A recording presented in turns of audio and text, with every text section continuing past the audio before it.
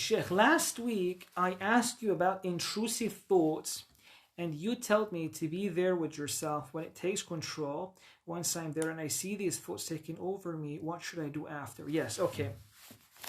So, if you remember, even last week I spoke about two things that we need to do, right? We need to address things at two levels, okay? One level was when things suddenly come, right? Let's say I am right now in the middle of an attack by these intrusive thoughts, right? So there's certain things I need to be doing at that moment just to make sure I can handle this with the least amount of convenience. And that's when I said, make sure you're there.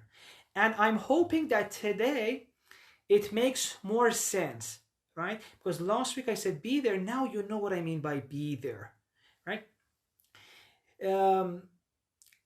Don't get so much absorbed in the thoughts that all your subjective experience become the thoughts, right? No. With practice, you can get to a level where you are there. And so what would happen instead of, for example, all you're experiencing is the thoughts. Oh, this is going to happen to me. That's going to happen to me. This is going to happen. This is going to happen, right? In the first scenario, the only experience are these thoughts. These thoughts are just talking. Oh, this is going to happen to me. Oh, that's going to happen to me, right? But in the second scenario, these are not the only thing in your consciousness. You're also there. So what happens is, oh, I am seeing these thoughts say this. I am hearing these thoughts say this, right? Now, when you are there, that gives you the opportunity to take some actions. The first thing is, don't be scared of this. And I know it's very difficult. I know. Because I know how it's a very inconvenient thing. But know that the reason for this, there's a good reason why this is happening. So don't attack it. Don't hate it as difficult as it is. That's why I said we need to ask God to give us love and compassion. And then, at that moment, you're there. Now, as I said, you can do certain things to make sure you can make that experience easier for yourself to get through it. And the best time is from your mind to go to your body, right? I said something which will really help us is if we try to, instead of the mind being with these thoughts, try and take your attention to your body. So one thing you could do is look at the sensations, right? In your mind there are the thoughts, but what sensations are there in your body, right? Like feel, and right now, even if you want to say what I'm talking about, right now, look at your body, right? Bring your attention to your body and see which part of your body are you feeling right now. Now, if, for example, like me, you're sitting on the floor, maybe part of yourself that you're feeling is your weight on the ground. Maybe you're feeling your feet, right? So this is what I mean by come to the body instead of staying there up in the mind. Come to your body and focus on the sensations. Now, if you're having intrusive thoughts, chances are there are sensations which are associated with that. Pay your attention to that. It could be in the heart, it could be in the chest area.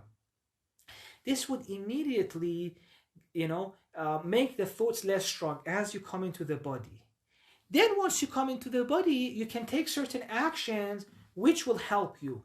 Like one of them is what? You can take deep breaths, because that will send a signal to your body that we are fine, right? So instead of trying to fix the issue at the level of the mind, you try to fix the issue at the level of your body, right? And always know that the body is more strong than the mind, right? You can convince yourself mentally that something is okay, but it won't go away. But once you convince the body that things are okay, the thoughts go away as well. So once you came to the body, try taking deep breaths, right?